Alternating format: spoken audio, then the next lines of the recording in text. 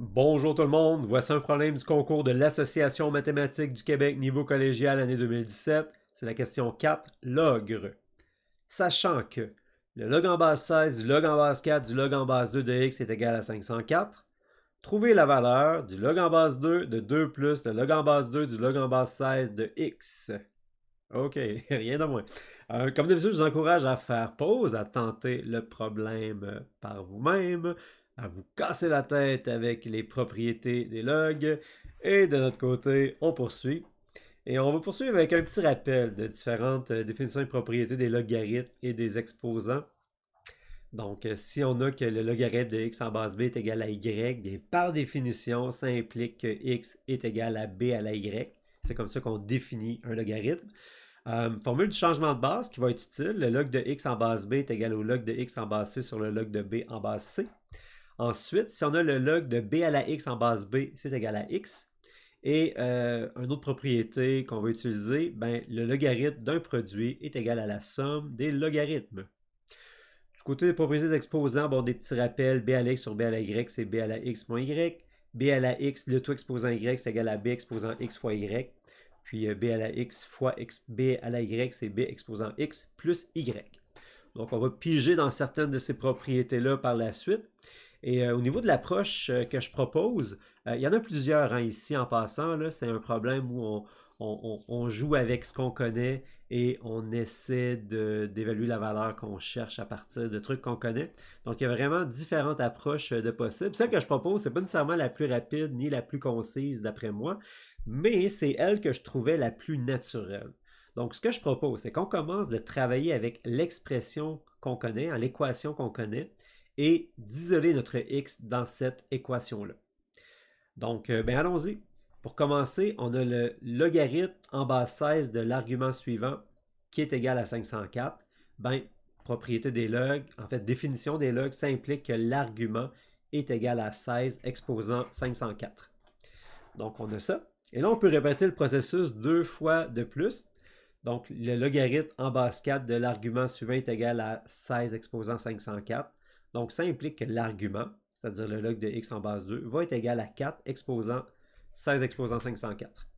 Donc, on a ça ici. Et c'est important de mettre la parenthèse ici parce que le 504 est affecté à 16 et non à 4 à la 16. C'est pas la même chose.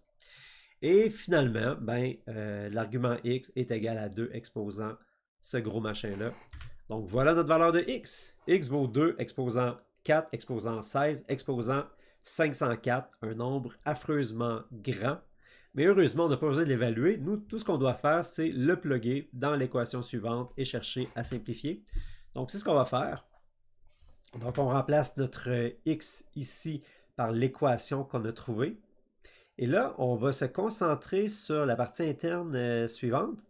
Donc, juste sur le log en base 16 du exposant machin. Et là,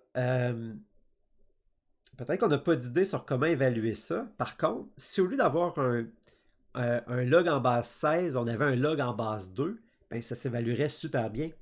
Parce que le log en base 2 de 2 exposants machin donne machin, tout simplement. Donc, comment est-ce qu'on peut transformer le log en base 16 en un log en base 2? Ben, avec un changement de base. On s'est rappelé la formule tantôt pour faire un changement de base. Donc, le log de 2 exposants machin en base 16, bien, c'est égal au log de 2 exposants machin en base 2, divisé par le log de 16 en base 2. Propriété du changement de base. Et là, ben, au numérateur, on a le log de 2 exposants machin en base 2 qui va nous donner le machin, donc 4 exposants 16 exposants 504. Et le log de 16 en base 2, ben 2 exposants quoi va donner 16? C'est 2 exposants 4. En 2 fois 2, 4 fois 2, 8 fois 2, 16. Donc 2 exposants 4 donne 16. Donc, au dénominateur, on a un 4 et au numérateur, on a 4 exposants 16 exposants 504. Excellent. Et là, qu'est-ce qu'on peut faire à ce stade-ci? Ben, on a une division par 4. On peut le ramener au numérateur. Vu qu'on a la même base ici, en fait, on a 4 exposants, 16 exposants 504 divisé par 4 exposants 1. Donc, on peut soustraire les exposants et on se retrouve avec 4 exposants, 16 exposants 504 moins 1. Donc, le moins 1 ici, c'est à cause de la division par 4. On a utilisé une propriété des exposants. Excellent. Donc, on a déjà simplifié notre expression, à mon avis. Et là, ben, on se retrouve avec le log en base le log en base 2 de 4 exposants machin. Et tantôt, on a réussi à transformer la base 16 en base 2 pour évaluer facilement notre logarithme. Ben, on peut faire la même astuce ici. Donc, on a présentement un log en base 2. Ben, faisons un changement de base pour avoir un log en base 4. Donc, on va avoir le log de 4 exposants machin en base 4 divisé par le log de 2 en base 4. Excellent. Donc, au numérateur, ben, le log de 4 exposants machin en base 4 va donner le machin, donc 16 exposants 504 moins 1. Et le log de 2 en base 4 va donner quoi? 4 exposant quoi va donner 2? Bien, c'est la racine de 4 qui donne 2. Et la racine de 4, ben, c'est 4 exposant 1 demi. Donc, au dénominateur, on a 1 demi. Et au numérateur, ben, on a l'exposant qu'on avait tantôt là, qui est affecté à 4. Donc, on a 16 exposant 504 moins 1. Et là, ben, ce nombre-là divisé par 1 demi, ben, c'est la même chose que ce nombre-là fois 2. Donc, on l'a ici. Donc, on a remplacé la division par 1 demi par une multiplication par 2. Et là, on va prendre le temps de distribuer. Et ce qu'on voit, c'est qu'on a un moins 2 qui apparaît, qui va venir simplifier notre plus 2 ici. Bref, on se trouve avec le log de 2 fois 16 à la 504 en base 2.